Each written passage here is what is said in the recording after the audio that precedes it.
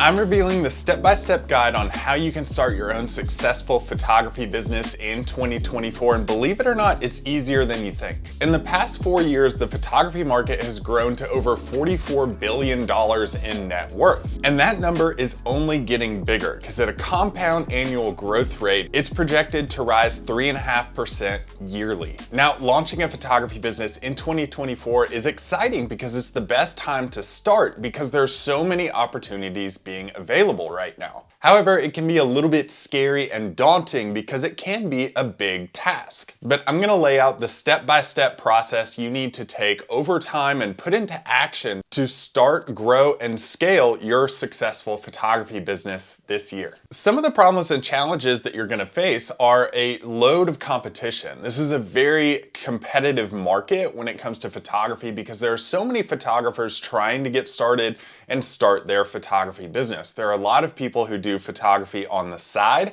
and a lot of people who do it full-time and are fighting and quarreling to get more views, more customers, more clients, and that is a challenge for people trying to break into the market. It's not always easy to build a client base, but when you put in strategies over time and you're able to actually provide quality content to them, more on that in just a minute, you're able to successfully grow a base market and you're able to grow your business and your income as a photographer. Now, when it comes to growing your income, pricing can be a challenge too because there's no set equation for how you need to price your photography. You know, you have costs with your photography, print sales, how much materials you need, overhead costs, rental space.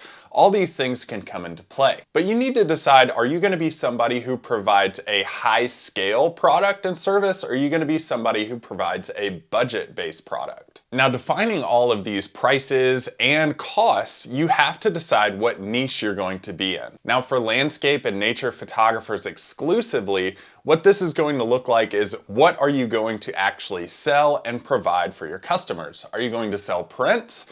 Or are you going to sell products? Prints would be something that you would sell to somebody to hang in their home, and this would involve doing online print sales and also sales in person, maybe at art shows or fine art fairs.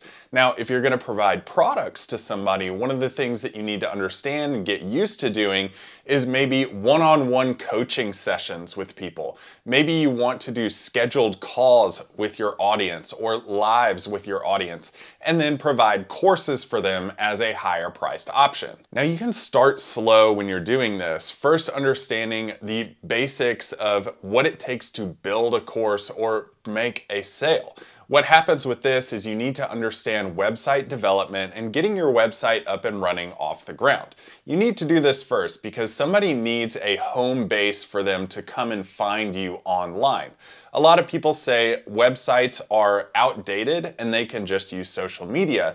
But what happens with social media is you use it as an outlet for your website in terms of micro content that you produce for people that adds value to their life and their photography and information, but then it leads them to any long form content or information about how to book you and how to book your services, maybe buy your courses or buy a print on your website.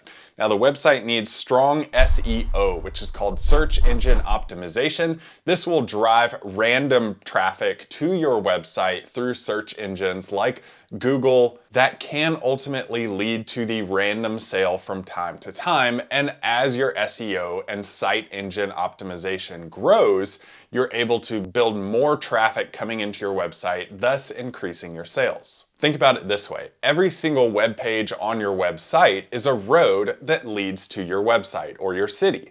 The more roads that you build to your city, the more access that people have to come visit your city.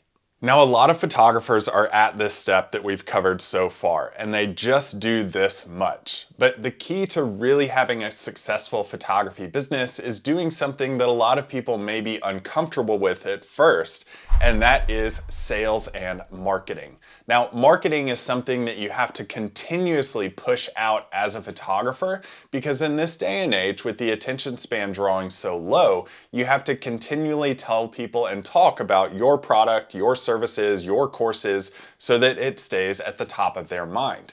having fresh new reviews on those things, having fresh new images of your prints in their house, whatever you're trying to sell, keeps your product and services of your photography on the top of people's minds. Now, honestly, it may feel like you're just bombarding people with a lot of information that they don't want to hear, but how many times have you been scrolling through stories on Instagram and the same people come up over and over? When you see their profile has a new story, more often than not, you're going to want to see what they're up to. It's not annoying to people that you're pushing out all this content. It's just helping them see what you're doing and what's fresh with your business. Now, in terms of sales, it can feel a little bit weird when you're just starting selling yourself and your own products as a photographer, because we don't necessarily like making that sales and making that interaction. But one way you need to think about this, and the way you need to close sales, is understanding that you're actually helping somebody with a problem that they have. If you are making courses as a photographer, what you're doing is you're helping them fill a void in their photography by helping them with something that they're struggling with. So you're providing a helpful service to them in exchange for payment. Now, if you're doing print sales or something like that, what you can do is understand that you're helping them with a bare spot on their wall. They're looking to fill that space, and what you have is what they need to fill it with. Very few photographers make it to this point, but with patience, diligence, and perseverance, you can not only reach this point, but only elevate your photography to that next level. As more and more technology comes out in the future years, there's going to be more and more opportunities for photographers to jump on something that no other photographers are doing, and they're able to push their product to the front. Now, if you want to elevate yourself above where a lot of photographers are and start understanding SEO and site engine optimization, making sales on your website, I have a full masterclass on how to do that in the video description below, so definitely check that out. It's completely free. Thank you guys so much for watching. Be sure to subscribe and watch future videos as well. And speaking of future videos, check out this video playlist on how you can continue to grow your photography business.